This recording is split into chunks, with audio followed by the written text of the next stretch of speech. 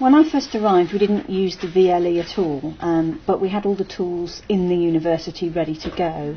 And I think it was a case of bringing the course up to date, if you like, and pushing forward the development of the VLE, because I think students increasingly now have an expectation that there's going to be some sort of online delivery, as we use online tools all the time in our other parts of our lives.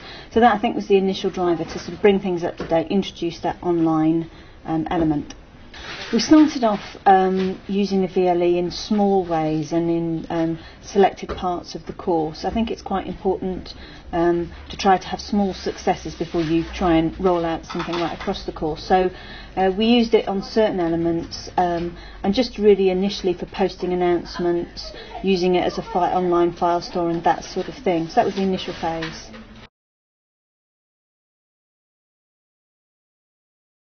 I've got a theory about ICT in that you've got, I call it the 10-80-10 theory. So 10% of people are early adopters, enthusiasts. They'll press any button, they'll do anything because they want to find out what it does. I'm in that top 10%. I will, I'll try anything to see what it'll do.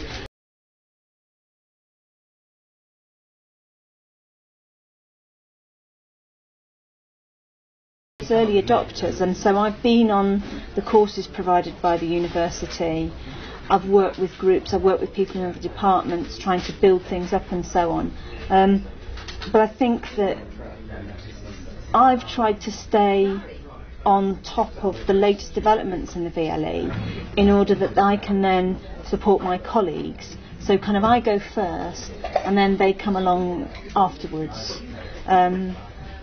And that applies also to multimedia as well. But I always think if I go on the courses and get the knowledge and keep my knowledge up to date, then it's easy for me to see what will be useful to my colleagues, and then we do sort of trickle down training. So now this will put this in the video. Whatever it is you're developing, you always need somebody who's enthusiastic, somebody who's going to push things forward, somebody who's going to always be asking the next question, never quite satisfied with what we've got. And me alongside my colleague Paul Parslow-Williams, we are the people who do that in this department. Well, we were very much encouraged by our two young ICT people to get involved in the VLE, and I suppose one of the good things about the VLE at the beginning, particularly for us oldies, is that you can play with it in the privacy of your own room. So that you can actually, I think probably I started at a very low level, just putting on notes and files and things, and from that we realised that the students liked that access, that electronic access. They're actually quite keen on low paper, so that was a spur to us as well. But you could start with the kinds of materials that you were already using, and then once you saw how the students were using them, we were able to build on that, so that then we started thinking about replacing lectures sometimes with materials on the VLE, and then I think it's just kind of burgeoned. It's just people have found that they feel comfortable with using the VLE and have started to experiment a little. It's that sometimes modelling something that makes them think, oh, I'd love to be able to do that. And so it's so important to get them feeling positive about ICT rather than it being a threat or a challenge or you better learn about this or else there'll be trouble. So it's trying to engender that positive, that ICT sessions and ICT use must be a positive and enjoyable experience. I think that's very important. I do think with ICT, well certainly for me, if I'm going to speak personally, I need to take ownership of it. It's actually only when you do it yourself that you take not only ownership but then move on. There's been a gradual percolation. Some people 3 or 4 years ago perhaps had a stronger interest than others and explored, for instance, the VLE at an earlier stage and more extensively, or the use of PowerPoint or Movie Maker or whatever. But now I can't think of any tutors who don't enjoy using ICT and in different ways use it routinely.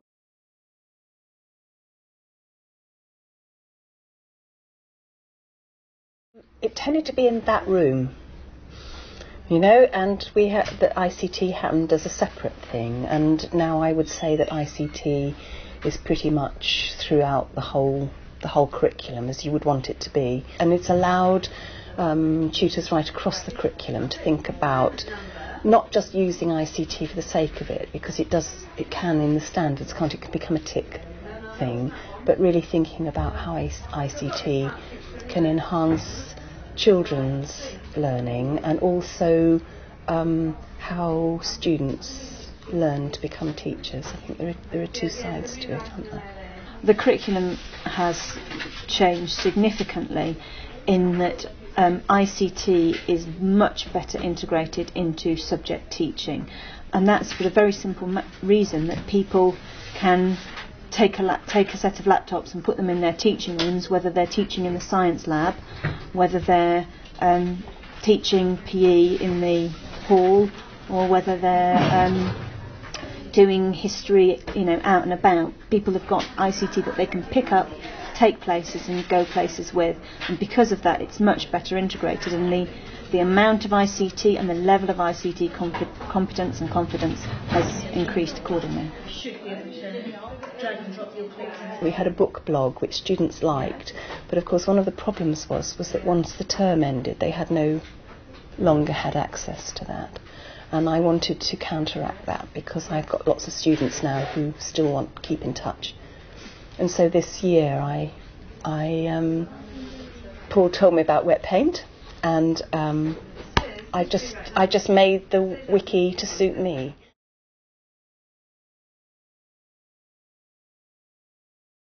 You have got access to your results online, so you can keep an eye on that. There are discussion threads. Personally, I haven't really used them very much, apart from Wikipedia, the Bookwormery website, which was something set up by the English department, which I have actually been quite successful at using and uploading book reviews onto that. So that's a very helpful resource, because you can actually use that in your teaching when you're not at UEA, because obviously large parts of our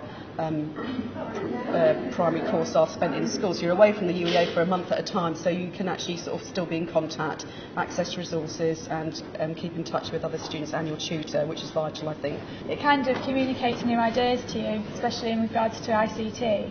And you find out about new things that are out, new resources that you can use in school. So I think it's a good way of showing that as well. I think people at the moment, because it is so hugely used, a lot of people have had capacity problems, their emails haven't come through for a little while. Otherwise, in all honesty, I couldn't think of how I'd do it better. We have used an external website called Bookwormery, and that has been linked to the portal, so we go on there and you can post up book reviews on children's books and things on there, which was very much set up by the English lecturers, but I could see it being used in different areas as well, like science or maths in the future, like if there's links to external websites where, because like more people can come on them from, it's not just UEA students that can go on there, it's any PGC students around the country.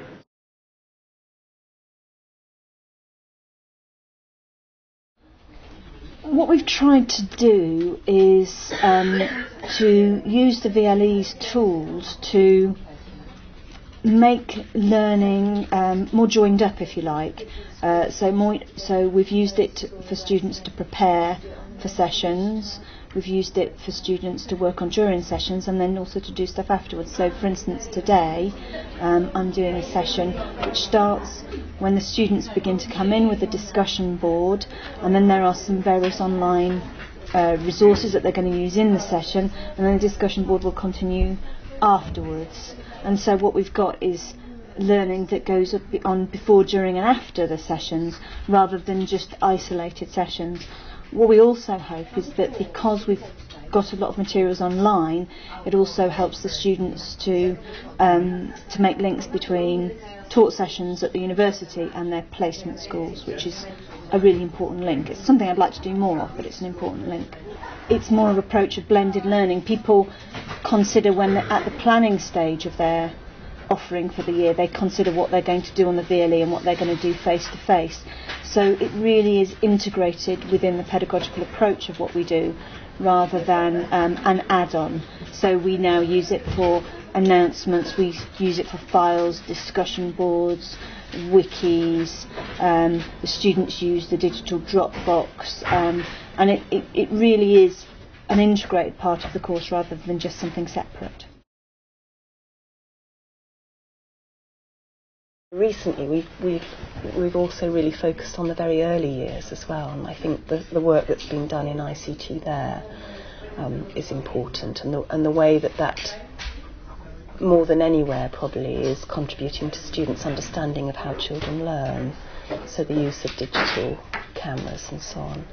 That's been another side shoot, which again I think the more experienced tutors have liked, because it keys in absolutely to our interest in looking closely at children.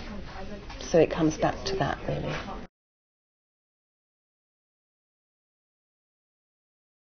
What I'm pleased to say now is it's just the way that we do things. It's not an extra and added on, and it's an expectation. I think our aspirations for it are in that we would like to use some of the more complex tools that really go beyond a blended learning approach of face-to-face teaching plus VLE into genuine online learning. Now we have the tools to do that at our fingertips via the Blackboard VLE, with a virtual classroom and so on, but we haven't done that yet. So as far as aspirations go, that would be the next stage, to really genuinely use them for online teaching and learning, but that's several years away.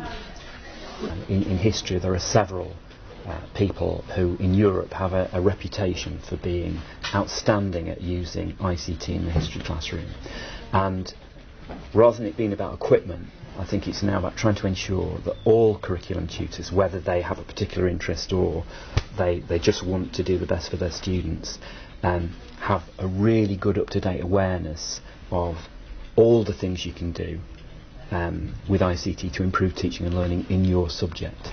And it is subject specific. What's useful for a science teacher isn't necessarily what's best for a history teacher. So our students and we have to make very difficult choices in terms of what's essential, what do they absolutely have to have if they're going to be a history teacher, and what's very useful, and what are the things that are actually not as useful or peripheral or irrelevant.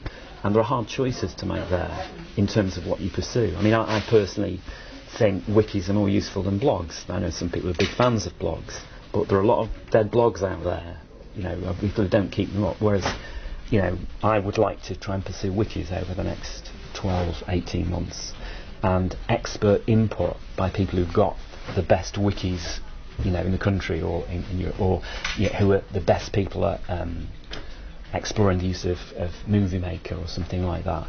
That's where I think it could make a big difference to take it on to the next stage.